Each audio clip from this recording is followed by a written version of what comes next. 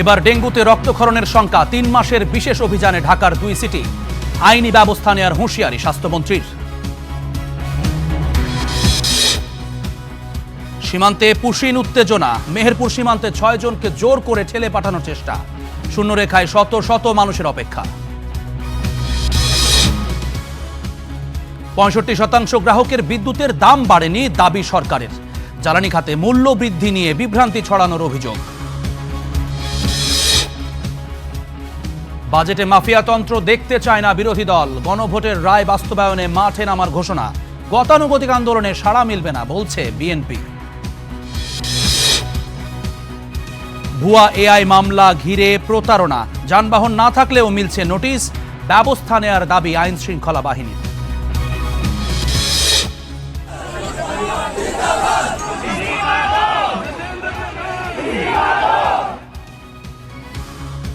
ভারতে ককরোচ জনতা পার্টির প্রথম সমাবেশ, যোগ দেবেন প্রধান উদ্যোক্তা অভিজিৎ। নয়াদিল্লিতে কড়া নিরাপত্তা।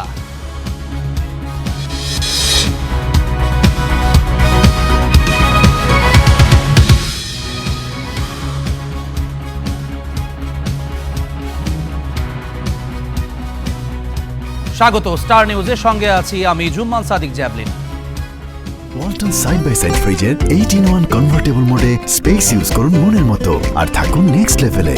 Walton side by side fridge, স্টাইলে ফিচারে নেক্সট লেভেলে। বর্ষা সামনে রেখে রাজধানীতে বাড়ছে ডেঙ্গুর শঙ্কা। পরিস্থিতি মোকাবেলায় 3 মাসব্যাপী বিশেষ অভিযান শুরু করেছে ঢাকার 2 সিটি কর্পোরেশন। তবে এবার শুধু সচেতনতা নয়, প্রয়োজনে আইনি ব্যবস্থার কথাও বলেছেন স্বাস্থ্যমন্ত্রী। বর্ষা এলেই বাড়ে ডেঙ্গুর ভয়, সেই শঙ্কা মোকাবেলায় শুরু হলো 3 মাসব্যাপী মশক নিধন ও সচেতনতা কার্যক্রম। রাজধানীর ধানমন্ডিতে এই অনুষ্ঠান থেকে ডেঙ্গু নিয়ন্ত্রণে নাগরিকদের সহযোগিতার উপর গুরুত্বারোপ করেন ঢাকা দক্ষিণের প্রশাসক। আমরা ঢাকা মহানগরীতে 75টা ওয়ার্ডে আমরা সার্ভে করেছি। সার্ভে করার মধ্য দিয়ে বের হয়ে এসেছে প্রায় 60টা ওয়ার্ডে 28টা ওয়ার্ডে হলো একেবারে অধিক ঝুঁকিপূর্ণ। পরে স্বাস্থ্যমন্ত্রী বলেন, এবার ডেঙ্গুর হেমোরেজিক ধরন বেশি দেখা যেতে পারে। নাগরিকদের অসহযোগিতা থাকলে আইনি ব্যবস্থা নেওয়ারও হুঁশিয়ারি দেন তিনি। ডেঙ্গু রোগটা এক এক বছরে এক একটা রূপ ধরে, কোনো সময় হালকা ভাবে থাকে, কোনো সময় বেপরোয়া ভাবে হয়। যেমন এবার ডাক্তার সাহেবরা মানে ইঙ্গিত দিচ্ছেন যে এটা এবার হেমোরেজিং হতে পারে, মানে রক্তক্ষরণ হতে পারে, which is very dangerous for life. এদিকে গুলশানে ডেঙ্গু প্রতিরোধ কর্মসূচির উদ্বোধন করেন ঢাকা উত্তর সিটি কর্পোরেশনের প্রশাসক শফিকুল ইসলাম খান। বলেন, এডিস মশা নির্মূলে সবার সম্মিলিত উদ্যোগ প্রয়োজন। আমরা সিটি কর্পোরেশনের পক্ষ থেকে যে কোনো বিষয়ে সকাল দুপুর রাত নেই, যখন তখন আপনারা যে কোনো বিষয়ে বলবেন, আমরা আপনাদের পাশে থেকে সহযোগিতা করার চেষ্টা করব। সেটা আমার দায়িত্ব এবং আমার কর্মকর্তা যারা আছেন তাদের নৈতিক দায়িত্ব থেকে সেই কাজগুলো করার জন্য আমরা রেডি আছি। পরে জনসচেতনতা বৃদ্ধির লক্ষ্যে রাজধানীর বিভিন্ন এলাকায় র্যালি বের করে ঢাকার 2 সিটি কর্পোরেশন। নুরা জান্নাত, স্টার নিউজ, ঢাকা।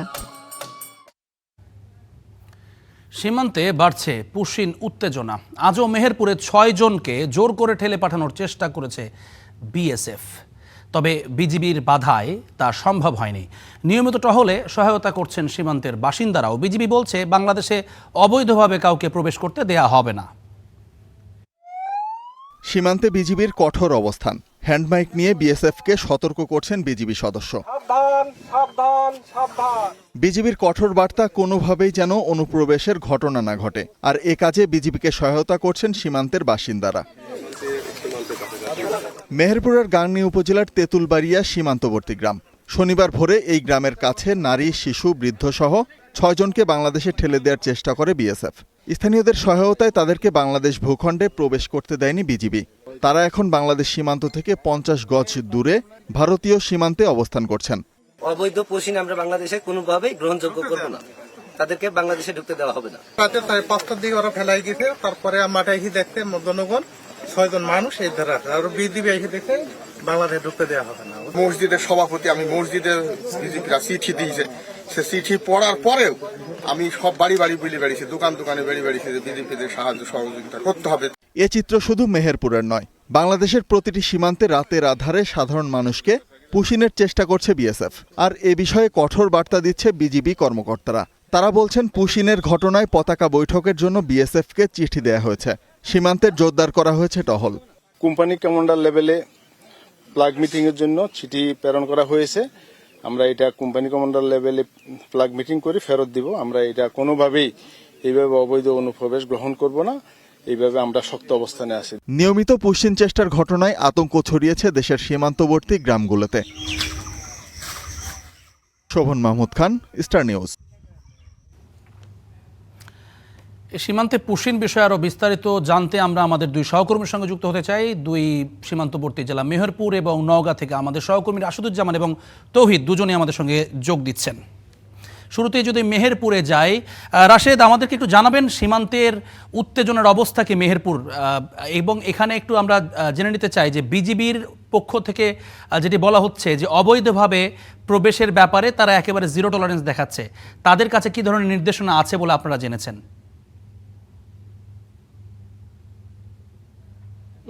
আমার ঠিক পিছনে ভারতের বেতারামচন্দ্র গ্রাম, আর এপারে যেটি বাংলাদেশের মেহেরপুর গাংনী উপজেলার তেঁতুলবাড়ি গ্রাম। মাঝখানে যে সীমানাটা ভাগ করেছে এটি 140 নম্বর মেইন প্লারের, এখান দিয়েই কিন্তু 6 জনকে পুশিং করেছে বিএসএফ আজকে ভোরের দিকে। এখন পর্যন্ত যেটি আপডেট সেটি হচ্ছে বিএসএফ এবং বিজিবির মধ্যে একটি পতাকা বৈঠক চলছে। কিছুক্ষণ পরেই এই 6 জনের বিষয়ে হয়তো একটি সিদ্ধান্ত আসবে। তবে বিজিবির পক্ষ থেকে বারবার যেটি বলা হচ্ছে যে কোনোভাবেই যে অবৈধ অনুপ্রবেশ সেটি মেনে নেওয়া যাবে না, এবং তারা কিন্তু স্থানীয়দের সহায়তায় সীমান্তের প্রতিটি গ্রামে টহল জোরদার করেছেন। এখানে বিজিবির যেমন টহল দিচ্ছেন, পাশাপাশি স্থানীয় যেসব মানুষ রয়েছে তারাও কিন্তু টহল দিচ্ছেন। তারা এই কয়েকদিনে বিশেষ করে এলাকার যে সমাজপতি রয়েছেন, রাজনীতিবিদ রয়েছেন বা সাংস্কৃতিক কর্মী রয়েছেন তাদের সাথে বসেছেন এবং গ্রামের মানুষের সাথে একটি সবার সাথে বসে স্থানীয় লোকজনদেরকে তারা সহায়তা নিচ্ছেন। তারা কোনোভাবেই বিএসএফকে, কিছুক্ষণ আগে আমরা যেটি দেখেছি তারা একটি হ্যান্ড মাইক নিয়ে তারা মাইকিং করছে সীমান্ত বিএসএফ এর 0 পয়েন্ট থেকে। তারা বিএসএফ কে জানাতে চাচ্ছে যে কোনোভাবেই তারা যে পুশিংটা করছেন এটি তারা মেনে নেবেন না, এবং এটি বৈধ পন্থায় যদি কোনো কিছু হয় সেটি সরকারি যে নিয়ম আছে সেই নিয়মেই তাদেরকে এপারে পাঠাতে হবে। এই কড়া বার্তা কিন্তু বিজেপির পক্ষ থেকে বারবার দিচ্ছেন, এবং তারপরেই কিন্তু পাশেই আরেকটি পিলার রয়েছেন, সেখানে বিজেপি এবং বিএসএফ এর বৈঠকটা চলছে। তবে এখন পর্যন্ত যে 6 জন রয়েছে এদের 6 জনের মধ্যে 2 জন, একজন নারী এবং একজন বৃদ্ধ, একজন শিশু রয়েছেন। তারা যেটি বলছেন যে এই পতাকা বৈঠকের মাধ্যমে আসলে সিদ্ধান্তটা আসবে যে এদের ভাগ্যে আসলে কি হবে, তাদেরকে ওপারে ফেরত পাঠাবে না এপারে তারা নেবে, তারপরেই কিন্তু সিদ্ধান্তটা আসবে। তো এখন বলা যায় যে বিজেপির পক্ষ থেকে কড়া নিরাপত্তা বলয় তৈরি করা হয়েছে, বিজেপির টহল জোরদার করা হয়েছে, পাশাপাশি পতাকা বৈঠক চলছে। তো এভাবেই হয়তো বা আর কিছুক্ষণ পরে পতাকা বৈঠক শেষ হবে, আমরা লাস্ট আপডেটটা আপনাদেরকে জানাতে পারবো। তো এই ছিল সীমান্তের সর্বশেষ পরিস্থিতি। জি, ধন্যবাদ আপনাকে। এই পর্যায়ে রাজধানীর রমনায় ফেক নিউজ বিষয়ে গোলটেবিল বৈঠকে বক্তব্য রাখছেন তথ্য ও সম্প্রচার মন্ত্রী জহির উদ্দিন স্বপন। আমরা সরাসরি তার কথা শুনব। এবং সেই কারণেই এমনকি নিরাপত্তার প্রশ্ন যদি আমরা কথা বলি তাহলে এখন সীমান্তের নিরাপত্তার চাইতেও কিন্তু আপনার ডিজিটাল অ্যাক্সেস এর মধ্যে যে ঝুঁকি আছে সেটা কিন্তু আরো অনেক বড় হয়ে দেখা দিয়েছে। আমরা যেমন ডিজিটালাইজ করার জন্য অবশ্যই আমাদেরকে এগিয়ে আসতে হবে এবং করতেও হবে, আবার এট দ্য সেম টাইম এই সম্ভাবনা তো উড়িয়ে দেওয়া যায় না যে কোনো একটি ছোট দেশের টোটাল ডেটা হাবকে আপনার হ্যাক করে স্ম্যাশ করে দেওয়া যেতে পারে, তো কোনো অসম্ভব কিছু না। তাহলে একদিকে যেমন এটার মধ্যে ঢুকতে হবে, আর একদিকে কিন্তু ঝুঁকিটাও কিন্তু ওরকম। আমি যদি আমার সামান্য জ্ঞান থেকে যদি ধরো নিউক্লিয়ার পাওয়ার প্ল্যান্টের সঙ্গে তুলনা করি, যে এই ধরনের বিদ্যুৎ উৎপাদন এবং এর যে জ্বালানি খরচ সবচেয়ে বেশি এবং সাশ্রয়ী এবং অনেক দীর্ঘমেয়াদী, সব দিক থেকে ভালো, এবং যে কারণে ফ্রান্সের মতো দেশ এখন সবচেয়ে বেশি ব্যবহার করছে নিউক্লিয়ার পাওয়ারকে, আমরা নিশ্চয়ই জানি। আবার এট দ্য সেম টাইম আমরা চেরনোবিলের দুর্ঘটনার কথা আমরা জানি, এবং সেই দুর্ঘটনার ভয়াবহতা কি হতে পারে তাও আমরা জানি। আমাদের মতো দেশের জ্ঞানগত কাঠামোটা কতটুকু আছে, প্রযুক্তিগত কাঠামোটা কতটুকু আছে, নিরাপত্তা বিশ্লেষণ করার ক্ষমতা কতটুকু আছে, সে সমস্ত বিবেচনাকে মাথায় রেখেই কিন্তু আমাদেরকে একদিকে যেমন এই সমস্ত আধুনিকতার মধ্যে আলিঙ্গন করতে হচ্ছে, আর একদিকে কিন্তু নিরাপত্তার কথা কিন্তু ভাবতে হচ্ছে। এবং সমাজ এবং রাষ্ট্রের নীতি নির্ধারকদেরকে এই চিন্তাগুলি ভাবতে গেলেই আপনাদের মতো বিশেষজ্ঞদের উপরে নির্ভর করা ছাড়া কিন্তু অন্য কোনো উপায় থাকবে না। এবং আপনারা খেয়াল করেছেন, অতীতে যে কোনো সময় চাইতে আমাদের সরকার, জনাব তারেক রহমানের সরকার, আমরা কিন্তু আমাদের সরকারের চিন্তা প্রক্রিয়ার মধ্যে আমরা এক্সপার্টদেরকে অনেক বেশি বেশি করে কিন্তু এনগেজ করার চেষ্টা করছি, যারা অনেকে এই বিষয়টি খুব ভালো করে না দেখেই অনেক মন্তব্য করে ফেলছেন নেতিবাচক। আমরা সরাসরি যুক্ত ছিলাম গোলটেবিল বৈঠকে, যেখানে বক্তব্য রাখছিলেন তথ্য সম্প্রচার মন্ত্রী জহিরুদ্দিন স্বপন। জ্বালানি খাতে মূল্যবৃদ্ধি নিয়ে সরকার বিরোধী পক্ষ বিভ্রান্তি ছড়াচ্ছে বলে অভিযোগ করেছেন প্রধানমন্ত্রীর তথ্য উপদেষ্টা জাহিদুর রহমান। সকালে সচিবালয়ে বিদ্যুৎ ও জ্বালানি বিষয়ে আয়োজিত সংবাদ সম্মেলনে এই মন্তব্য করেন তিনি। উপদেষ্টার দাবি, স্বল্প বিদ্যুৎ ব্যবহার করেন এমন 65% গ্রাহকের বিদ্যুতের দাম বাড়েনি, ডিজেলেরও মূল্যবৃদ্ধি হয়নি। সরকার সামাজিক সুরক্ষার নানা কর্মসূচি নিয়েছে তার ব্যয় মেটাতে ও জ্বালানিতে ভর্তুকি কমাতেই এমন উদ্যোগ বলে জানান তিনি। দাম বাড়ানোর পরও আসছে বাজেটে সরকারকে 41,000 কোটি টাকা ভর্তুকি দিতে হবে। পরে ব্রিফিংয়ে তথ্যমন্ত্রী জহিরুদ্দিন স্বপন বলেন, বিগত সরকার এই খাতে ব্যাপক হারে লুটপাট করেছে, বিদ্যুৎ পরিস্থিতির জন্য তারাই দায়ী।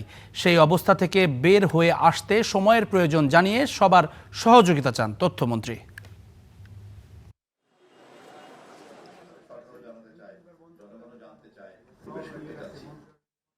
সব জ্বালানির মূল্য বৃদ্ধি হয়নি, কিছু জ্বালানির মূল্য বৃদ্ধি হয়েছে সেটা, এবং বিদ্যুতেরও মূল্য বৃদ্ধি হয়েছে। মাননীয় মন্ত্রী খুবই চমৎকার ভাবে জানিয়েছেন কোন প্রেক্ষাপটে আসলে আমরা কাজটা করেছি, বা এভাবে বলা উচিত করতে হয়েছে। সো স্বাভাবিকভাবে যেটা হয়, রাজনৈতিক দলগুলো তারা তাদের কাজ করছেন, তারা তাদের ক্যাম্পেইন করছেন এটার বিরুদ্ধে, কিন্তু আমরা জনগণের কাছে বোঝাতে চাই আসলে আমাদের কতটুকু করা দরকার ছিল, কিন্তু আমরা আসলে কি করেছি এবং কিভাবে আমরা জনগণের কথা মাথায় রাখতে চেয়েছি। এত দীর্ঘ দুর্নীতির যে একটা চক্র, বিশেষ করে বিদ্যুৎ এবং জ্বালানিকে ঘিরে, আবার সেখান থেকে বের হয়ে আসাটা কি পরিমাণ সময় লাগতে পারে আপনারা নিশ্চয়ই বোঝেন। এবং আমাদের উপদেষ্টা যেটা বলেছেন যে একদিকে যেমন দীর্ঘমেয়াদী পরিকল্পনাতে হাত দিতে হচ্ছে যাতে আমরা বিদ্যুতে স্বয়ংসম্পূর্ণ থাকতে পারি, জ্বালানিতে আমরা যারা নিজেদের জ্বালানির উপরে নির্ভর করতে পারি, এবং আমরা যাতে এটাকে সহনীয় পর্যায়ে আনতে পারি। আবার অপরদিকে এই মুহূর্তের সমস্যাগুলিকে আমাদেরকে খুব গুরুত্বের সঙ্গে বিবেচনা করতে হচ্ছে। আসন্ন বাজেটে মাফিয়াতন্ত্রের ছায়া দেখতে চায় না বিরোধী দল। পাশাপাশি সংস্কার ইস্যুতে আবারও মাঠে নামার ঘোষণা 11 দলীয় জোটের। অন্যদিকে বিএনপি নেতারা বলছেন, গতানুগতিক কর্মসূচিতে সাড়া দেবে না জনগণ। এই উত্তাপের মাঝেই কাল শুরু হচ্ছে সংসদের দ্বিতীয় অধিবেশন। সিফাত শাহরিয়ারের প্রতিবেদন। সরকারি বেসরকারি দলের অংশগ্রহণে সংসদের প্রথম অধিবেশন ছিল প্রাণবন্ত। দীর্ঘ বিরতির পর রোববার থেকে ফের সরগরম হচ্ছে সংসদ প্রাঙ্গণ। একজন 2 মিনিট করে সময় পাবেন। বাজেট অধিবেশন হওয়ায় সরকারি দলের ওপর চাপের পাল্লা ভারী, আর বিরোধী দলও রাখছে তীক্ষ্ণ নজর। বাজেটে মাফিয়াতন্ত্রের ছায়া দেখতে চান না তারা। মানে মাফিয়া গোষ্ঠী বেশি প্রায়োরিটাইজ পায় আমাদের বাজেটের এটা হচ্ছে কালচার। তো আমরা এই কালচার থেকে আসলে বেরোতে চাই। আমরা বাজেটে যেটা দেখতে চাইবো যে শিক্ষা খাত, স্বাস্থ্য খাত এবং নতুন কর্মসংস্থান তৈরির যে প্রক্রিয়া, সেখানে আসলে গভর্নমেন্টের ভর্তুকি অনেক বেশি প্রয়োজন। সামাজিক সুরক্ষার ক্ষেত্রেও সরকারের প্রায়োরিটি দেওয়া উচিত, কিন্তু প্রায়োরিটি দিতে গিয়ে আবার শুভঙ্করের ফাঁকি যেন না হয়। একই সাথে গণভোটের রায় বাস্তবায়নে আবারও মাঠে নামছে 11 দলীয় জোট। আগামী 2 মাস চলবে বিভাগীয় সমাবেশ। সিভিল সোসাইটি কথা বলছে, রাজনৈতিক দল কথা বলছে, পার্লামেন্টও হচ্ছে, পার্লামেন্টের বাইরে হচ্ছে, কিন্তু সরকার হচ্ছে জেগে ঘুমায়। আমাদের যে 11 দল আছে, আমরা রাজপথের প্রোগ্রাম 2 পর্বে শেষ করে 3য় পর্বে আমরা বিভাগীয় শহরগুলোতে সমাবেশ করছি। চট্টগ্রাম হবে, 20 তারিখ খুলনা, 27 তারিখ ময়মনসিংহ, এবার ধারাবাহিকভাবে আমাদের সব বিভাগীয় শহর প্রোগ্রাম দেয়া আছে।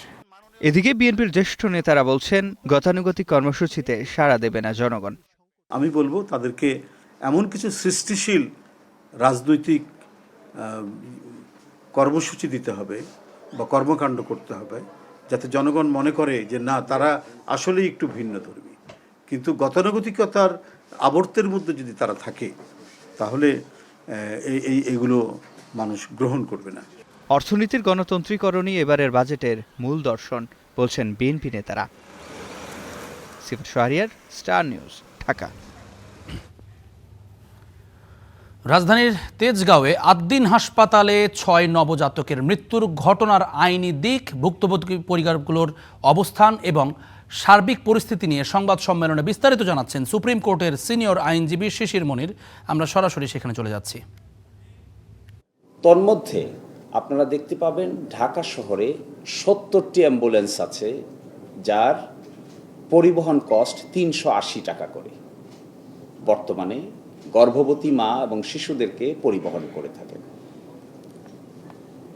এছাড়াও 1997 সাল থেকে আজ পর্যন্ত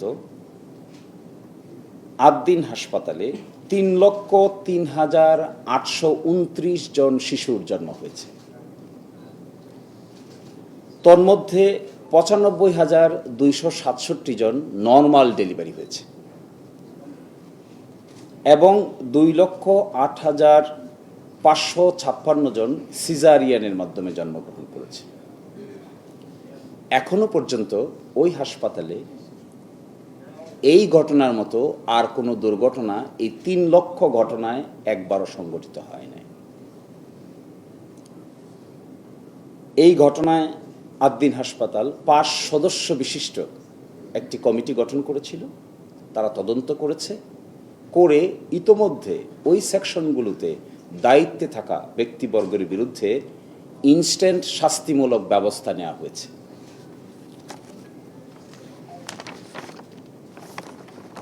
এছাড়াও স্বাস্থ্য অধিদপ্তর কর্তৃক কন্ডাক্টেড একটি তদন্ত রিপোর্ট আমাদের কাছে এসেছে। এই পরিস্থিতিতে আদ্দিন হাসপাতাল এই ঘটনায় ভুক্তভোগীদের পাশে আজীবন দায়িত্ব পালন করার সিদ্ধান্ত নিয়েছে। প্রথম, ভুক্তভোগী পরিবারের কোনো সদস্য অর্থাৎ মা, বাবা কিংবা ভাই বোন যতদিন জীবিত থাকবেন তারা আদ্দিন হাসপাতালে সকল রোগের ফ্রি চিকিৎসা পাবেন, ঔষধ ব্যতীত। দ্বিতীয়ত, আদ্দিন হাসপাতালের মেডিকেল কলেজ সমূহে কোনো উপযুক্ত ছাত্র যদি থাকে এই পরিবারের, তারা বিশেষ বৃত্তিতে এই মেডিকেল কলেজগুলোতে পড়াশোনা করতে পারবে। এছাড়াও এই পরিবারগুলোর কেউ যদি মনে করে তারা উপযুক্ত হন, তাহলে আদ্দিন হাসপাতাল সংক্রান্ত প্রতিষ্ঠানগুলোতে তারা চাকরি পাওয়ার হকদার হবেন। এছাড়াও আদ্দিন হাসপাতাল মনে করে এই ঘটনার জন্য ভুক্তভোগী পরিবারের পাশে একটি সম্মানজনক এবং রেসপেক্টফুল পজিশনে আদ্দিন হাসপাতাল ভুক্তভোগী পরিবারকে ক্ষতিপূরণের ব্যবস্থা করবে, যেটি সম্মানজনক হয়, যেটি সকলের কাছে গ্রহণযোগ্য হয়। এই প্রেক্ষিতে ভুক্তভোগী পরিবাররা তারা মনে করেন তারা অতীতেও আদ্দিন হাসপাতাল থেকে বিভিন্ন ধরনের সার্ভিস নিয়েছেন। কেউ কেউ আছেন যাদের সন্তানেরা এখানে নর্মাল ডেলিভারিতে অতীতে জন্মগ্রহণ করেছেন। তারাও এই ঘটনাকে বেদনাদায়ক এবং অপূরণীয় ক্ষতি হিসেবে আখ্যায়িত করেছেন।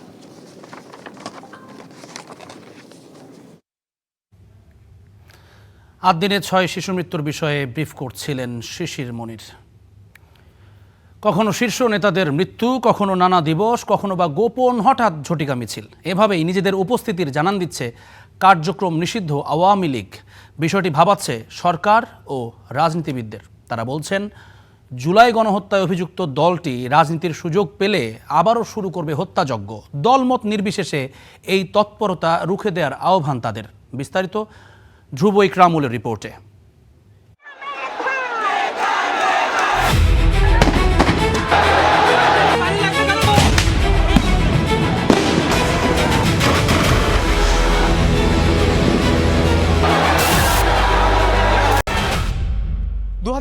সালের 5 আগস্ট ছাত্র জনতার অভ্যুত্থানের মুখে দেশ ছেড়ে পালিয়ে যান শেখ হাসিনা।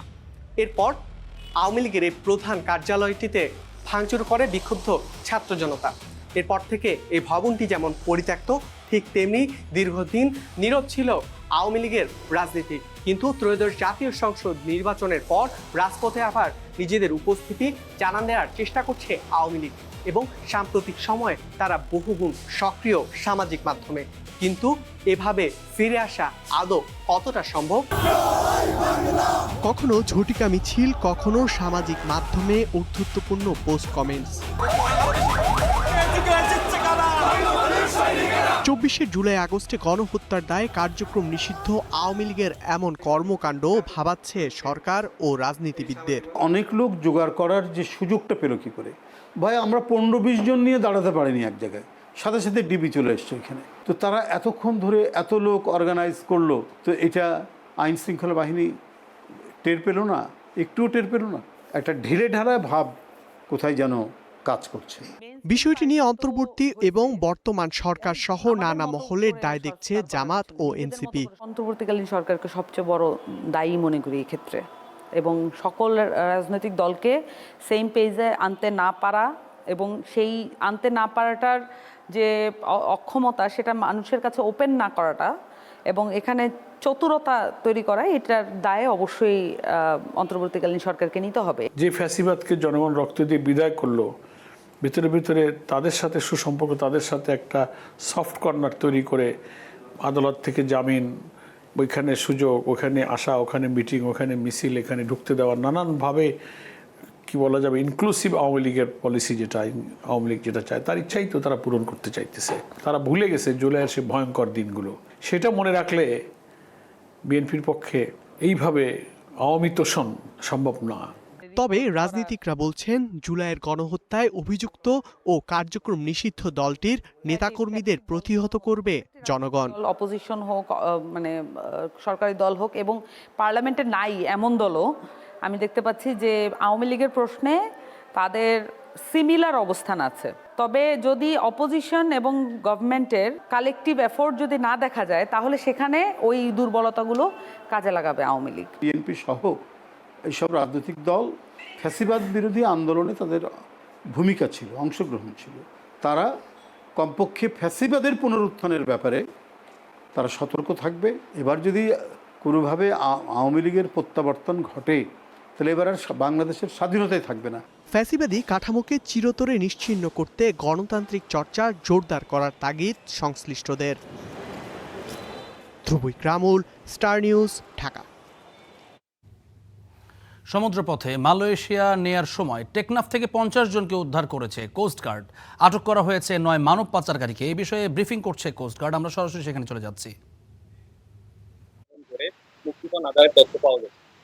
উদ্ধারকৃত ভুক্তভোগী, আটক বোট ও মানব পাচারকারীদের বিরুদ্ধে আইনানুগ ব্যবস্থা গ্রহণের কার্যক্রম প্রক্রিয়াধীন রয়েছে। মানব পাচার রোধে কোস্টগার্ড ভবিষ্যতেও এ ধরনের অভিযান অব্যাহত রাখবে। ধন্যবাদ।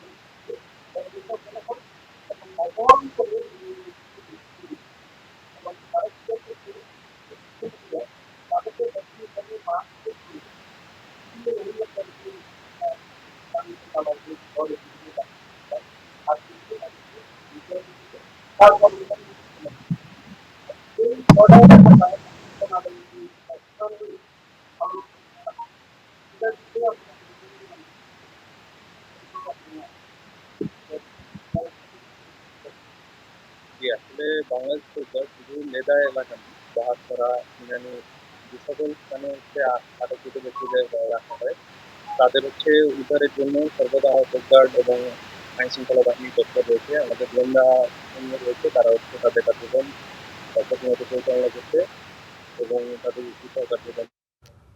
কোস্টগার্ডের ব্রিফিং শুনছিলাম। পরবর্তীতে বিস্তারিত সংবাদটি আমরা আপনাদেরকে জানিয়ে দেব। সড়কের এআই ক্যামেরার নিয়ে নতুন একটা জটিলতা তৈরি হয়েছে। যানবাহন না থাকার পরও মামলার ভুয়া নোটিশ পাচ্ছেন অনেকে। কারো বিরুদ্ধে আবার যে সড়কে চলেননি সেখানে উঠেছে আইন ভাঙার অভিযোগ। সিগন্যাল মানার পরেও নোটিশ পেয়েছেন অনেকে। এই অভিযোগ স্বীকার করে পুলিশ বলছে প্রযুক্তিটি এখনও পুরোপুরি নির্ভুল নয়, আর ভুয়া মামলার বিরুদ্ধে ব্যবস্থা নিচ্ছেন তারা। মামলার নোটিশ পেয়ে প্রথমে নিজের চোখকেই বিশ্বাস করতে পারেননি যাত্রী অধিকার আন্দোলনের আহ্বায়ক কেফায়েত শাকিল। অভিযোগ, সড়কে ট্রাফিক আইন ভঙ্গ করেছেন তিনি। পরে খোঁজ নিয়ে জানতে পারেন এআই ক্যামেরার নামে মামলার যে নোটিশ সেটি ভুয়া।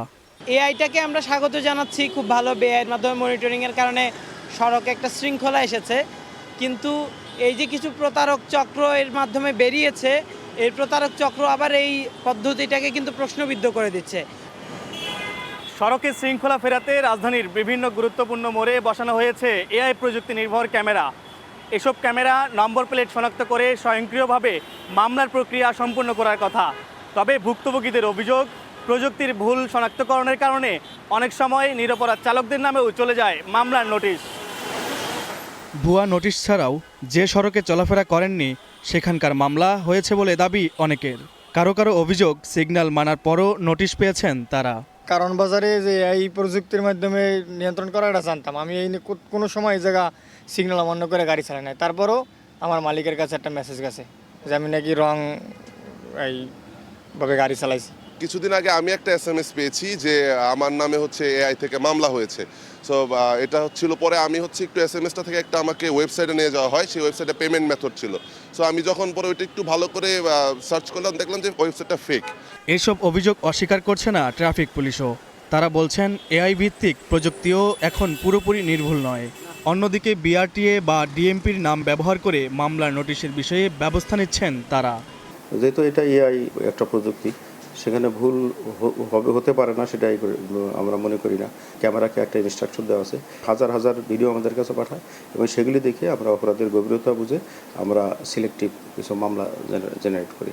আমাদের তরফ থেকে এখন পর্যন্ত কোনো মেসেজ আমরা দিচ্ছি না। আমরা মামলা জেনারেশন হওয়ার পরে মামলার কপি আমরা ওই যিনি গাড়ির মালিক তার ঠিকানায় পাঠাচ্ছি। এআই ক্যামেরার কারণে সড়কে ফিরছে শৃঙ্খলা। তবে ভুলের দায় যেন অকারণে কারোর বইতে না হয় সে নিশ্চয়তা চাইছেন যানবাহনের মালিক চালকেরা। নাজমুল হক, স্টার নিউজ, ঢাকা।